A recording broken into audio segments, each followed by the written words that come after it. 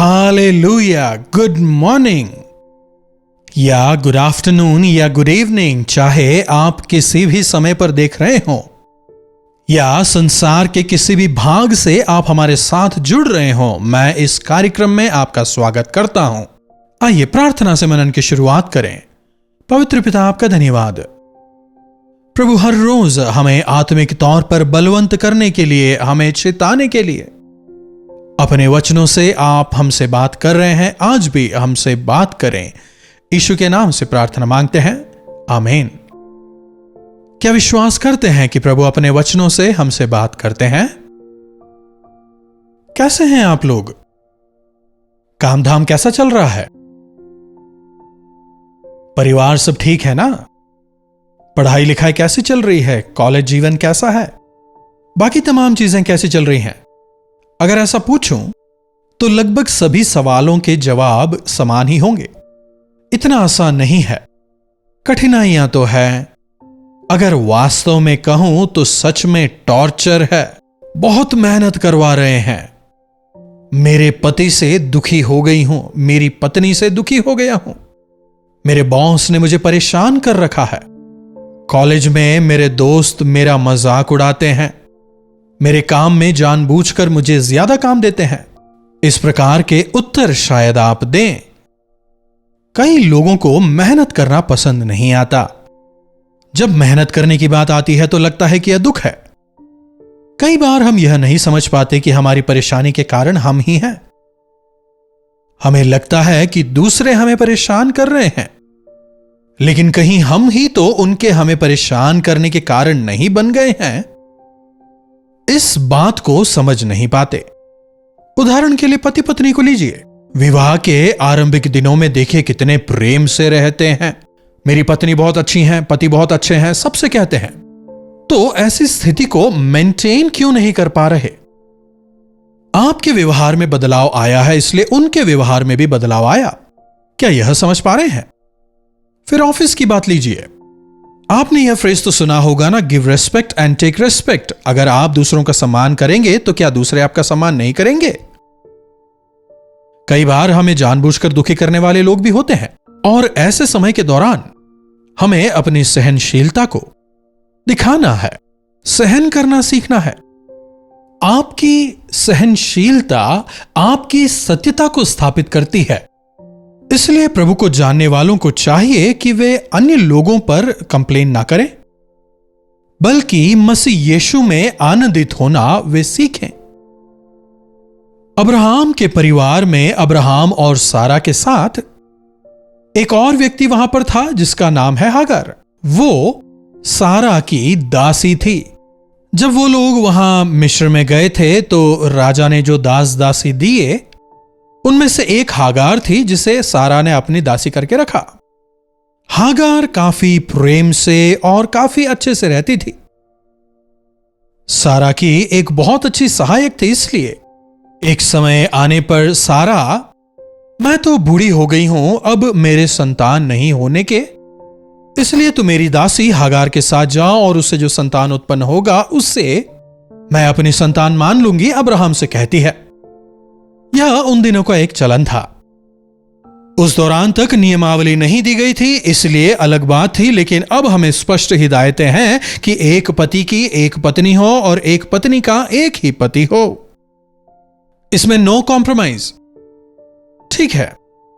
जैसे ही हागार को पता चलता है कि वो गर्भवती है, अब तक जो हागार अपनी मालकिन से काफी प्रेम करती थी, उसका सम्मान करती थी, अचानक से उसकी मालकिन उसकी नजरों में नीचे गिर जाती है।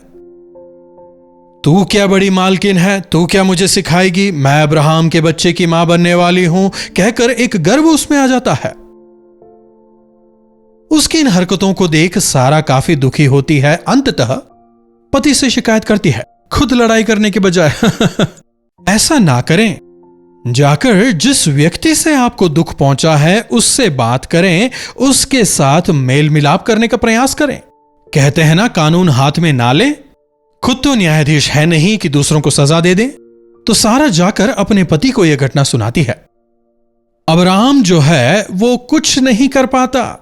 कहता है, मैं क्या कर सकता हूं? मैंने थोड़ी कहा था मुझे हागार के पास जाना है, यह तो तुम्हारी ही योजना थी। तुम्हें जो करना है तुम कर लो, वो तुम्हारी दासी है कहकर परमिशन दे देता है।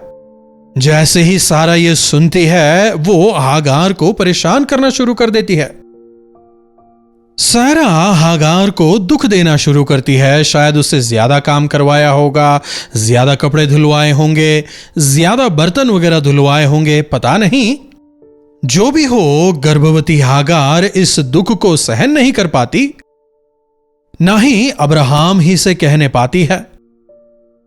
अब्राहम से कह सकती थी ना। सारा हागार से कितना प्रेम करती थी, विश्वास करती थी, इस बात को भूलकर घमंड करने लगी, इसीलिए उसे वह दुख हुआ। तो उस दुख के समय वो क्या करती है? यह हागार जो है, यहोवा परमेश्वर को नहीं जानती, प्रार्थना करना उसे नहीं आता, इसीलिए वो क्या करती है? भाग जाना, वहां से भाग जाने का प्रयास करती है, भाग जाती है। यह जो पूरी घटना है, इस पूरी घटना को आप उत्पत्ति 16वें अध्याय में पा सकते हैं। इस कार्यक्रम के दौरान जो भी रेफरेंस दिया जाता है, आप उस अध्याय को पूरा पढ़ें, बेहतर समझने पाएंगे।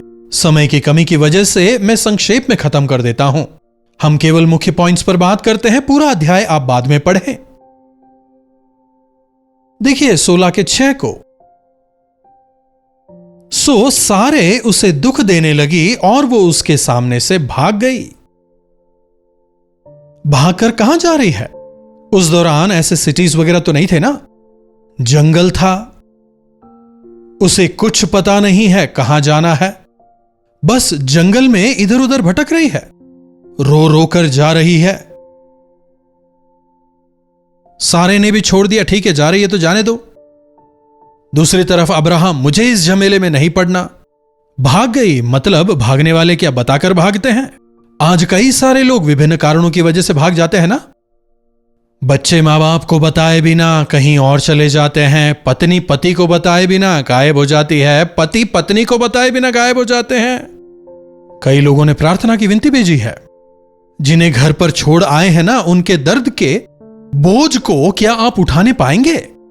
काम ज्यादा है कहकर इस काम को छोड़कर दूसरा काम ढूंढ रहे हैं, क्या वहां पर परेशानी नहीं होगी? जब वो भागकर जा रही थी, परमेश्वर ने उसे देखा। कितने अच्छे परमेश्वर हैं हमारे! क्या हमारा परमेश्वर, तुम्हारा परमेश्वर, परमेश्वर केवल एक ही है। वे कौन हैं लोग नहीं जानते, इसलिए लड़ झगड़ रहे हैं। वे एक ही हैं। पृथ्वी और आकाश के सृष्टिकर्ता केवल एक ही हैं। मनुष्यों को उद्धार दे सकने वाले केवल एक ही हैं, और वे हैं हमारे प्रभु यीशु मसीह। उन पर विश्वास करें। हागार भले ही एक अन्य जाति की स्त्री थी, लेकिन उसके दुख को देखकर परमेश्वर उस पर दया करते हैं। 8वीं आयत देखिए, हे सारे की लौंडी हाजिरा, तू कहां से आती और कहां को जाती है? उसने कहा, मैं अपनी स्वामिनी सारे के सामने से भाग आई हूं। हागार जवाब देती है। कहां से आ रही है और कहां को जा रही है?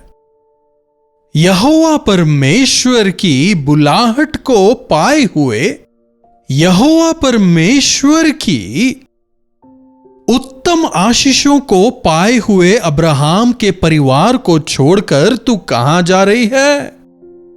कहां जा रही है? उसे नहीं पता कहां जा रही है। आप कहां से आए हैं और कहां जा रहे हैं, याद रखना चाहिए। अगर एक चीज को छोड़कर दूसरे के पीछे भाग रहे हैं, याद रखें कहां से आए हैं, कहां जा रहे हैं। आज कई लोग ऐसे भागे हुए सी अवस्था में हैं। जो मुश्किलों से भागते हैं, उन्हें मुश्किलों का सामना करना पड़ता है। मुसीबतों को देखकर भागने वाले और अधिक गहरी मुसीबत में फंस जाते हैं। जैसी परिस्थिति में है, वहां परमेश्वर को पुकारना अपनी आदत बनाएं। सारे की दासी हागार कहां से आती और कहां को जाती है पूछने पर वो स्वीकारती है, मैं अपनी मालकिन सारे से भाग रही हूं क्योंकि वो मुझे बहुत दुख दे रही है। कहां जाना है नहीं पता, एक अच्छी सलाह देते हैं। 9वीं आयत देखिए, तब यहोवा के दूत ने उससे कहा, अपनी स्वामिनी के पास लौट जा और उसके वश में रह। हालेलुया। अगर हम वश में रहना सीख लें, आशीष पाएंगे। प्रभु हमें वायदा देते हैं कि मुसीबतों में मैं तुम्हारे संग रहूंगा। कहां भागकर जा सकते हैं? ऐसा कौन सा स्थान है जहां पर मुसीबतें नहीं होंगी? जिस परिस्थिति में है वहां प्रभु से विनती करें और मुसीबतों में साथ रहने वाले परमेश्वर को पुकारना अपनी आदत बनाएं। संसार में ऐसा कोई स्थान नहीं जहां मुसीबतें नहीं है। वह केवल स्वर्ग में होगा, जो कि मृत्यु के बाद ही मिलेगा। तो वापस जा। वापस जाने का मतलब और अधिक परेशानी, और अधिक दुख? कोई बात नहीं, झुक जा। जो अपने आप को नीचा करेगा ऊंचा किया जाएगा। इसलिए लिखा है, जाकर उसके वश में रह। सारे चाहे जितने भी दुख दे, तू चुप रह, तू मुंह मत खोलना। अगर आंसुओं के साथ तू बोएगी तो आनंद के साथ तू काटेगी। वश में रहना सीख लें। सही समय आने पर परमेश्वर आपको उठाएंगे। परमेश्वर के बलवंत हाथों के नीचे दीनता से रहें। उचित समय पर वे आपको बढ़ाएंगे। खुद बढ़ने का प्रयास ना करें, कोई दूसरा आपको बढ़ा नहीं सकता। बढ़त केवल ऊपर से आ सकती है। संकट में अपने यहोवा को पुकारें। वे आपकी सुनेंगे, आपको हिम्मत देंगे, आपको तसल्ली और शांति देंगे। मुसीबत संयम को, संयम आशा को, और आशा विश्वास को पैदा करती है। इसीलिए अगर परिवार में समस्या आ जाए तो परिवार ना छोड़ें। नौकरी में तकलीफ आए तो नौकरी छोड़कर ना भागें। अपने संघर्षों के बीच में परमेश्वर को पुकारें। जहां आप अपमानित हुए हैं, जहां आप नीचे किए गए हैं, वहीं परमेश्वर आपके सर को उठाएंगे और वो आपके लिए एक प्रमोशन होगा, उन्नत स्थिति में पहुंचने का कारण बनेगा। परमेश्वर से भागने का प्रयास ना करें। प्रभु ने जिस स्थान में आपको रखा है वहां से ना भागें। कई लोग बाइबल ट्रेनिंग के लिए आते तो हैं, बिना कुछ कहे चले जाते हैं। हम खुद कर लेंगे कहते हैं। मुझे आश्चर्य होता है, इतने समय तक साथ रहे ना। हम जाना चाहते हैं, अगर कहते तो प्रार्थना करके भेजते ना। हम क्यों रोकेंगे? प्रभु जाने के लिए कहते हैं ना। अगर आप तैयार हैं तो स्वयं परमेश्वर आपको भेजेंगे। लेकिन बीच में ही आप क्यों भागना चाहते हैं? भाग जाने वाले कभी भी योग्य नहीं बनते। भागे हुए अगर उपयोगी साबित होना चाहते हैं तो दोबारा आना होगा। भागा हुआ उड़ाऊ पुत्र वापस आता है और अपने अधिकार को पाता है।